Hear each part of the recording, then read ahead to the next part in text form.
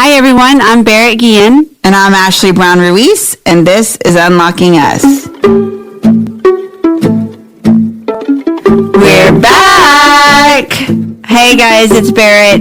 If you remember, I am the Chief of Staff for Brene Brown Education and Research Group. And I'm Ashley, a licensed clinical social worker and the Senior Director for the Daring Way. And we're also Brene's younger twin sisters. And we are here to talk to Brene about her new book, Atlas of the Heart, Mapping Meaningful Connection and the Language of Human Experience, which came out yesterday, November 30th. Guys, we actually got to turn the table on Brene today, and we asked her the questions. This is a 3-part series that we're doing. It's a sisters book club on Atlas. And the first 2 episodes, Ashley and I interview Brene about her book. In the last episode, we're going to ask you guys to submit any questions you have after diving into the book. We'll give more details on how to submit your questions, but get the book and start reading so you can hang along with us. It's really going to be fun. A little bit more about Brene before we get going, just in case we've never actually read her full bio on the Unlocking Us podcast. So here we go. Dr. Brene Brown is a research professor at the University of Houston, where she holds the Huffington Foundation Endowed Chair at the Graduate College of Social Work. Brene is also a visiting professor in management at the University of Texas at Austin McCombs School of Business. She has spent the past 2 decades studying courage, vulnerability, shame, and empathy. She is the author of 5 #1 New York Times bestsellers and is the host of the weekly Spotify original podcast, Unlocking Us, woo woo, here we are, and Dare to Lead. Brene's books have been translated into more than 30 languages, and her titles include Dare to Lead, Braving the Wilderness, Rising Strong, Daring Greatly, and The Gifts of Imperfection. Most recently, Brene collaborated with Tarana Burke to co-edit You Are Your Best Thing, Vulnerability, Shame, Resilience, and the Black Experience. Her TED Talk, The Power of Vulnerability, is one of the top 5 most viewed TED Talks in the world, with over 50 million views. She's also the first researcher to have a filmed lecture on Netflix. The Call to Courage special debuted on the streaming service in April 2019. Brene lives here in Houston, right by her sisters, and with her husband, Steve. They have 2 kids, Ellen and Charlie.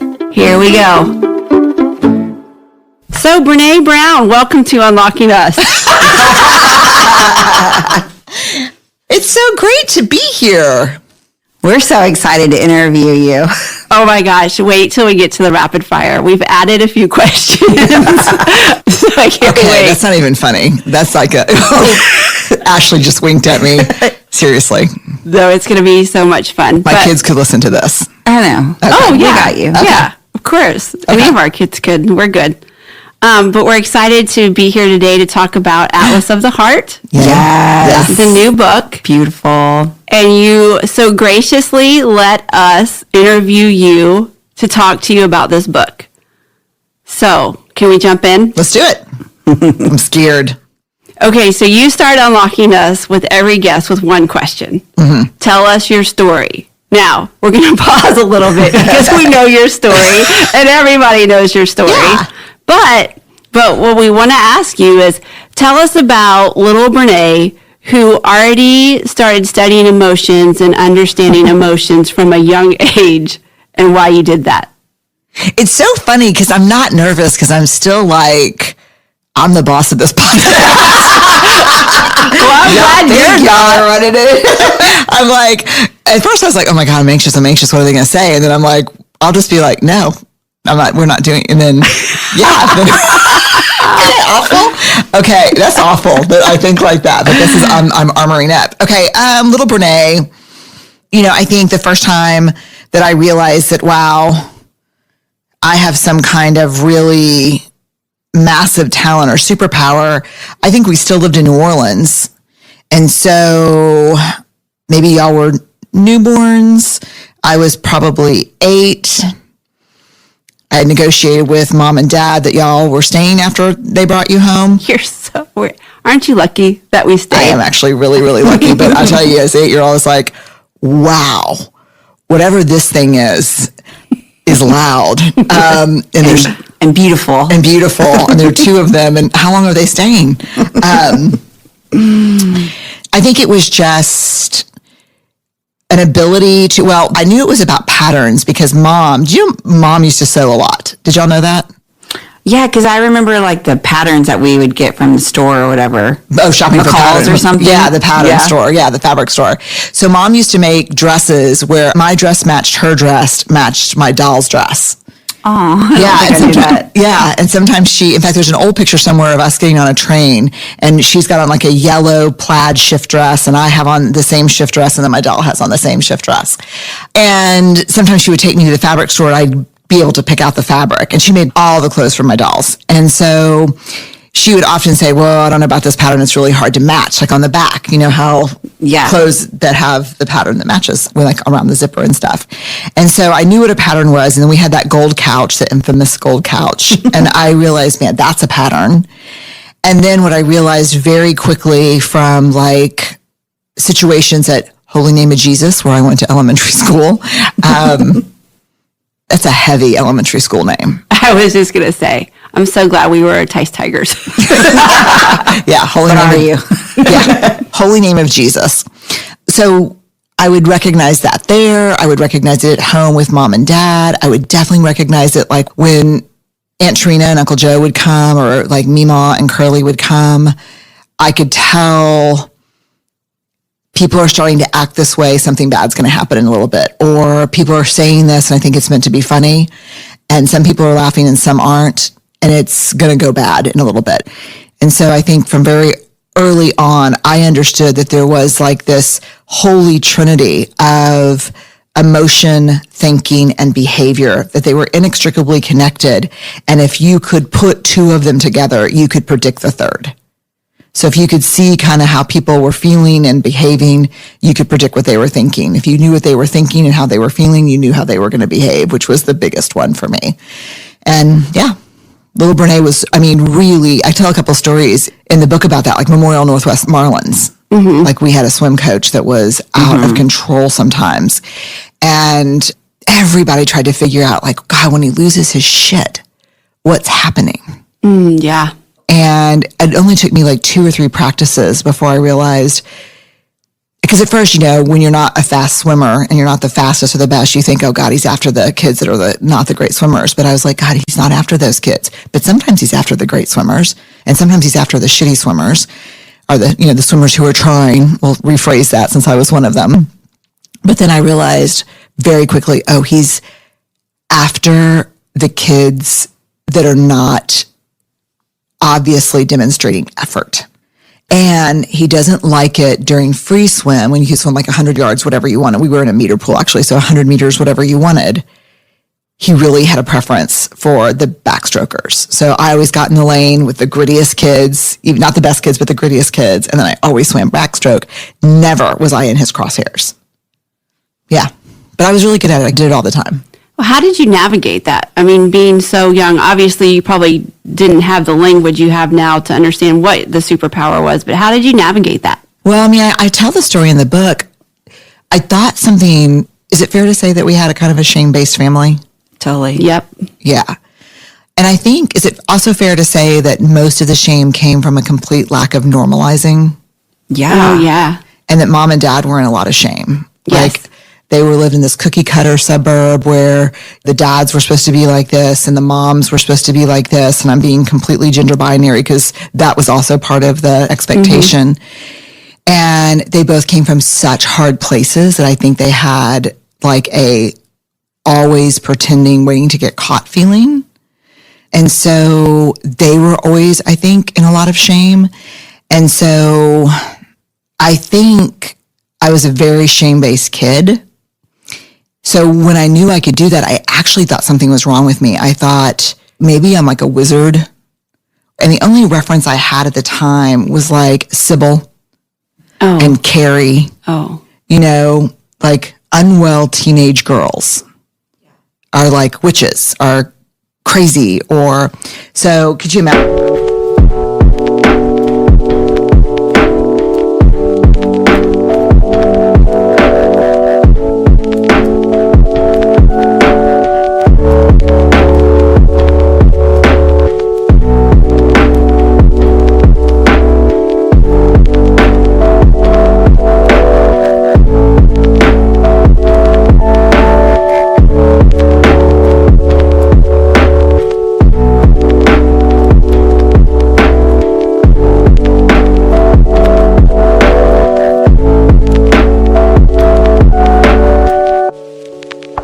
Imagine, like, Mom and Dad, I know that I've disappointed you in a number of ways. You know, I'm not on the drill team. I'm not a cheerleader. I'm not dating a quarterback or a running back or anyone important on the offensive line. And I just really want to be in French club. And I like to wear a beret and smoke a little pot. And I also have superpowers. Like, that would not have gone over well. So I just used them, but I hid them. How do you think that skill set led to where you are right now in your life? I think it's a mixed bag. I think that there's a couple of things. One, my therapist today calls it hypervigilance. That's your people, Ashley. Your people, the therapy. The therapy call it hypervigilance and talk about it being exhausting and talk about it like always being on guard. Like one of the things I talk about, and this is like a really hard thing for me, is kind of, and I've talked about this before, like never feeling like I belonged in our family. Mm-hmm. And I think it was because of that hypervigilance. Like I never really could participate in the family because I always had to be watching. And I always had to be careful, you know? And so even when things got really fun and everyone was laughing, I was like either the actual protector because shit was going bad, or I was a protector in waiting. Yeah, because it was going to blow up. Because it was going to blow up. And it always did, right? Yeah. And so I think on the bad side, it's an exhausting trait probably related to trauma and growing up in an unpredictable environment. Mm-hmm. Yeah. And, you know, the thing is that when people... Like sometimes I feel shame even talking about like how we grew up because I'm like, yeah, it was really fun. And it was really, do you ever feel like that?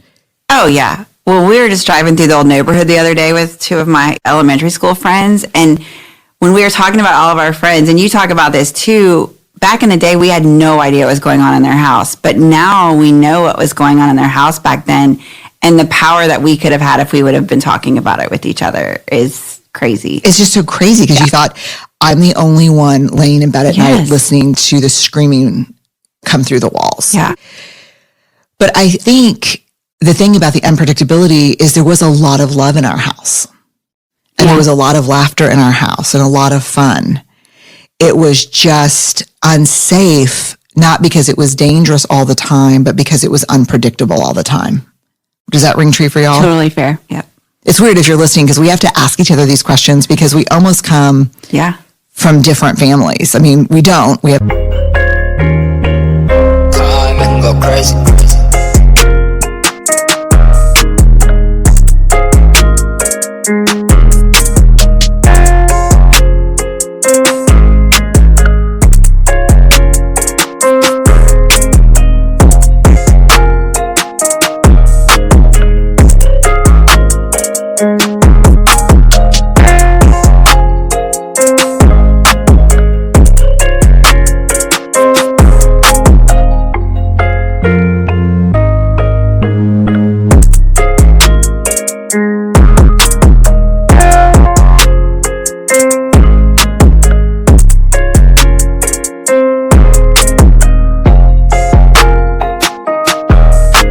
The same parents and we grew up all together, but I'm 8 years older. And so in one way, the hypervigilance, it's hard to carry. I still can feel like that. I can still feel like, where is everybody? Who's safe? You know, those kind of things. And so I think that was hard. And then I think the superpower was understanding that, all the connections between thinking, cognition, feeling, and behavior. The other thing that I think was important is that when I started numbing with alcohol and probably smoking too much pot. I don't know how much is too much, but yeah, both. What I realized is I lost those superpowers, that those superpowers were completely connected to not numbing. Damn. You know, and so I hate that the hypervigilance, I hate that part. And I think I have to work all the time to overcome that. But I'm grateful that I learned that in the AA Big Book, they say the promise of neutrality, where you're not running towards something or away from something, is only granted that promise if you're in fit spiritual condition.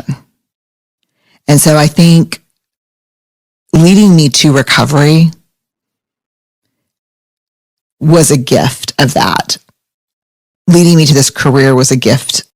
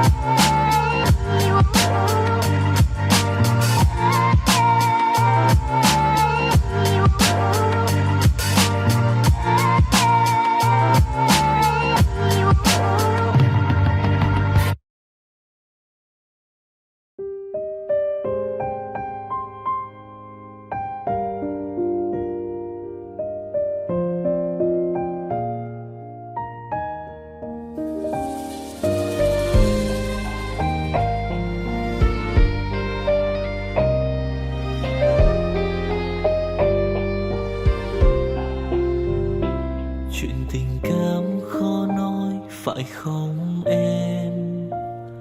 Chuyện tình yêu đâu biết được ngày mai.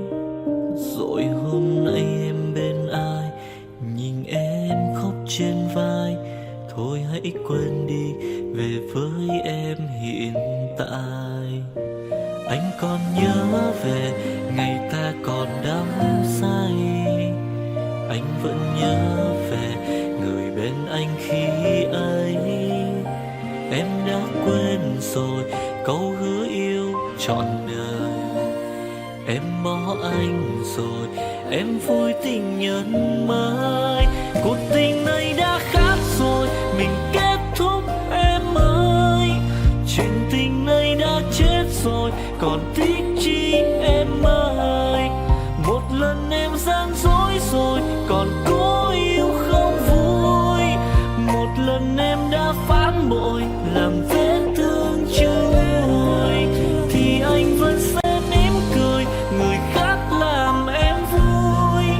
Còn anh xin kết thúc và giữ chút đau thương thôi. Ở nơi xa luôn nhớ về một mối duyên tình phai. Đường em đi nay khác rồi, còn mỗi anh đơn côi. Đường em đi nay đã khác rồi, còn riêng anh mãi đứng đơn côi.